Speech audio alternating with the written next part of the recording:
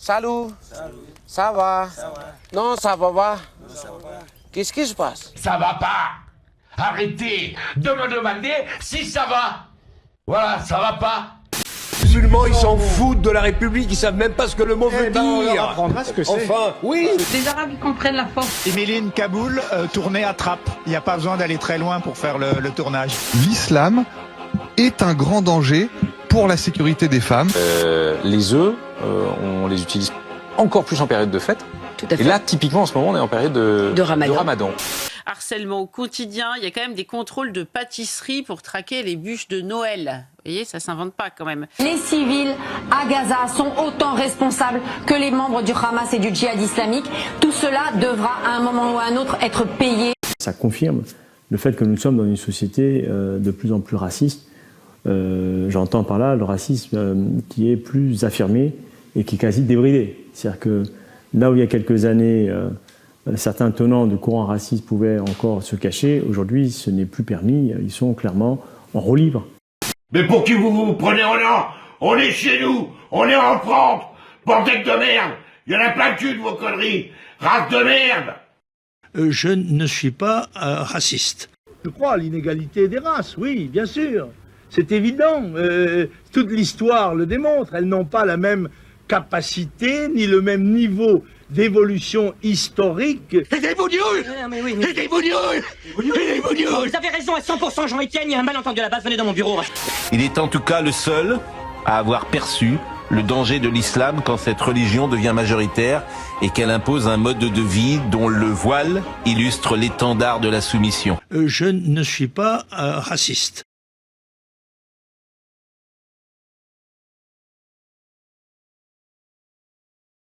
Daniel, professeur d'histoire assassiné en octobre 2020, tué par un islamiste radicalisé. Un islamiste radicalisé. C'est la haine antisémite qui a fait voter de façon massive un certain nombre de banlieues. Plus il y aura d'islamisme, plus il y aura d'antisémitisme. C'est une logique implacable, malheureusement. Une question, on ne voit pas le visage des gendarmes, mais une chose qui pourrait peut-être excuser le comportement des Israéliens serait si les gendarmes avaient l'air d'être, seraient peut-être d'origine maghrébine ou avaient l'air d'être arabes. La moitié de la population de Mayotte, c'est des clandestins. Et maintenant, on vient nous expliquer, on va faire une mine de science pour les Mahorais. Mais évidemment. Mais en revanche, tous les terroristes sont musulmans. Que Dieu qui a créé le ciel et la terre vous maudisse. Que Dieu vous maudisse. Vous êtes méchants. L'islamophobie, c'est quoi? C'est le droit au blasphème, c'est le droit de critiquer une religion. On peut être dans la phobie d'une religion, ne pas l'aimer. Donc ça veut dire, Christophe Barbier, que quelqu'un qui dirait je suis judéophobe, il pourrait le dire sans être taxé d'être antisémite. Tout dépend ce qu'on met derrière. Quand on dit judéophobe, il est évident que c'est détester les juifs. Donc ça c'est interdit. Espèce d'enfoiré. Vous avez mentionné l'origine nationale et le statut légal du violeur de Philippines. Vous l'avez pas fait. Personne ne l'a fait pour Madame Pellico. Personne. Personne n'a dit. Ce sont des blancs avec des papiers. Personne. Tout d'un coup, quand c'est un blanc avec des papiers qui viole, On en parle. on dit, bien sûr, vous en parlez, mais vous dites c'est un violeur. On peut s'interroger sur le fait de se dire pourquoi dans un cas on cite systématiquement son statut et sa nationalité, ce qu'on peut dire qu'on fait, il n'y a aucun problème, et jamais dans l'autre. C'est tout ce que je dis. Les traîtres seront-ils démasqués? Jamais d'alliance avec le Front National. Donc il faut une alliance. En quelle langue faut-il le dire? Nous avons besoin d'une alliance. Nous n'avons rien à voir avec le Front National. C'est le sens de la Ve République. Jamais d'alliance avec Marine Le Pen. Ça a toujours été notre ligne. Ça a toujours été ma ligne. Une alliance avec qui? Nous le faisons. Éric Ciotti. Une alliance avec Marine Le Pen, clairement, c'est ce que vous nous annoncez? Je ne voterai jamais Marine Le Pen. Une alliance avec le Rassemblement national, avec ses candidats.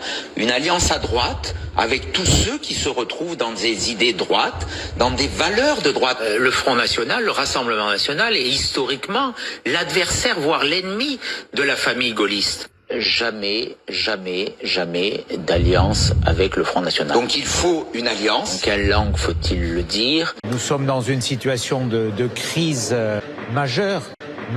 Qu'est-ce que je vais devenir? Je suis ministre, je ne sais rien faire. Jamais d'alliance avec Marine Le Pen. Ça a toujours été notre ligne. Ça a toujours été ma ligne.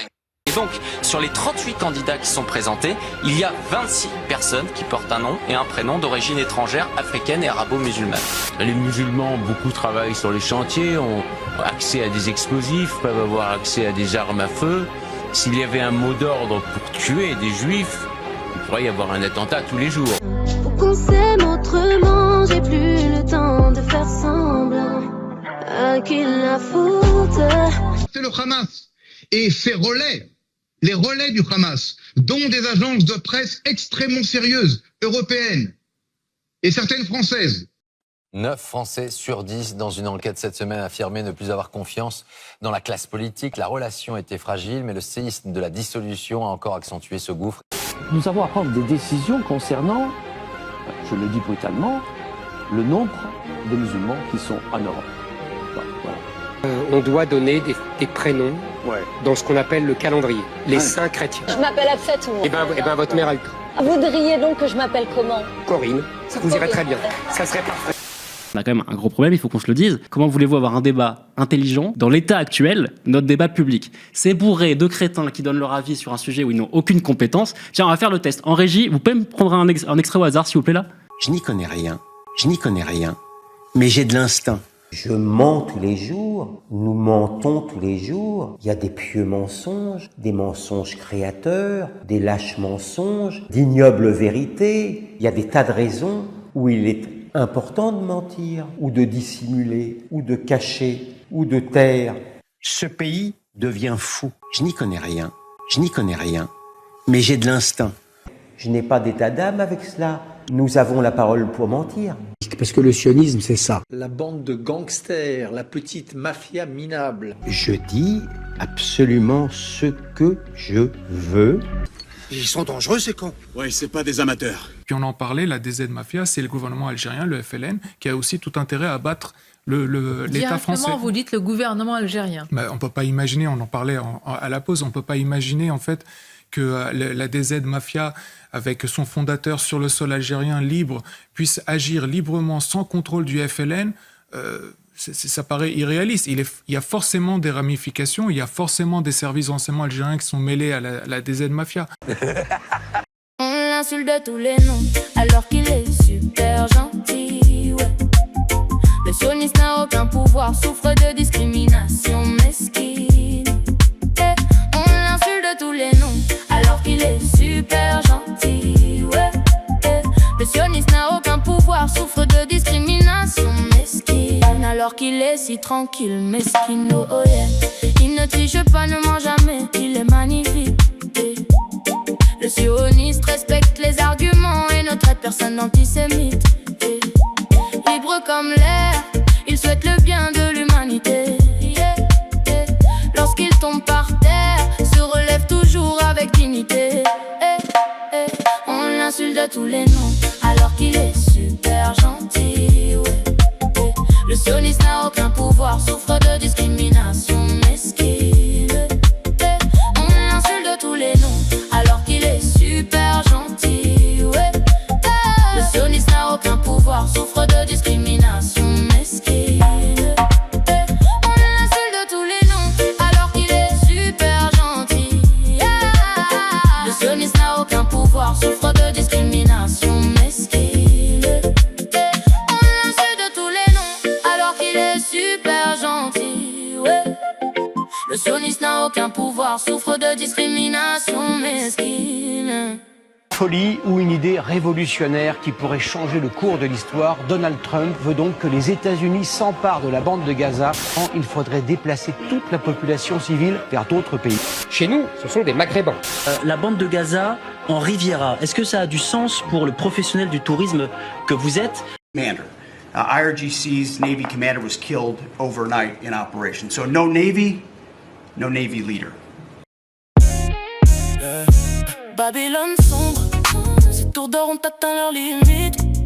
Avant que les piliers ne s'effondrent, Babylone s'écroule, c'est le vide. Empire arrogant, habité par des cœurs cupides. Au milieu des jardins de roses remplis d'épines. Sa puissance l'a aveuglé à un point critique. Babylone sombre atteint sa limite. Babylone sombre, ces tours d'or ont atteint leurs limites. Avant que les piliers ne s'effondrent, Babylone s'écroule, c'est le vide. Empire arrogant habité par des cœurs cupides. Au milieu des jardins de roses remplis d'épines. Sa puissance l'a aveuglé à un point critique. Babylone sombre atteint sa limite. Les dollars et encore les dollars. De l'or et des dollars. Le pétrole et les dollars et encore les dollars. La seule valeur, la justice du dollar. Les dollars et encore les dollars. De l'or et des dollars. Le pétrole et les dollars et encore les dollars. Je suis arrivé à un stade où j'ai plus de respect. J'ai plus de respect pour le pouvoir. J'ai plus de respect pour ces gens-là. C'est terrible, en fait. Moi, je voulais être respectueux de ceux qui nous gouvernent, tu vois, avec une intelligence de vie, une intelligence émotionnelle, une intelligence spirituelle. Non, c'est que du profit, c'est que de la thune, ils veulent que de la thune. Alors vous nous faites chier, les gouvernants, les machins, et vos guerres, et les peuples qui se font la guerre entre eux, et ceci et cela, et les voisins qui se font la guerre entre eux, et les familles qui se font la... Mais vous avez pas marre? Vous avez pas envie d'être en paix? Vous avez pas envie d'être tranquille, de vivre votre vie pendant qu'on vous donne un laps de temps à vivre, qui est très court, parce que la vie elle est courte.